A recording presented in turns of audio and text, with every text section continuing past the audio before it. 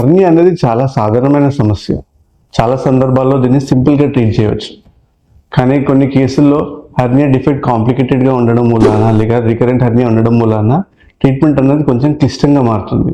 Hi, నేను doctor Suresh Sepuri, consultant surgical gastroenterologist and laparoscopic surgeon. మా వద్దకు చాలామంది పేషెంట్స్ వస్తుంటారు. చాలా పెద్ద డిఫెక్ట్స్, కొన్ని సందర్భాల్లో 10-12 సెంటీమీటర్స్ డిఫెక్ట్ ఉంటుంది. లేదా రికరెంట్ హెర్నియాస్, అంటే హెర్నియా అన్నది సర్జరీ చేసిన తర్వాత కూడా తిరిగి రావడం, దీన్ని రికరెంట్ హెర్నియాస్ అన్నారు. ఇలా రికరెంట్ హెర్నియాస్ చాలా పెద్ద డిఫెక్ట్స్తో వస్తూ ఉంటారనమాట. ఇలాంటి పేషెంట్స్లో మేము చాలా క్లుప్తంగా ఎవాల్యుయేట్ చేసి ట్రీట్మెంట్ ప్లాన్ అనేది ఫార్ములేట్ చేస్తాము.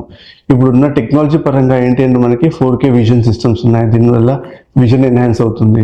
అలాగని అడ్వాన్స్డ్ మెష్ సిస్టమ్స్ కూడా ఉన్నాయన్నమాట. ఇవన్నీ కూడా ఇంపోర్టెడ్.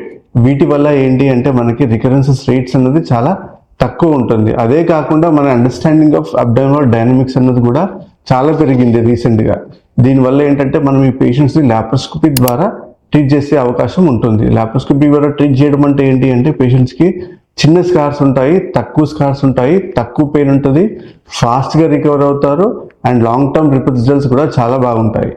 మీకు హెర్నియా ఉన్నా, హెర్నియా లాంటి సమస్యల వల్ల క్వరీస్ ఉన్నా కూడా మా దగ్గరికి వచ్చి సంప్రదించగలరు. Thank you.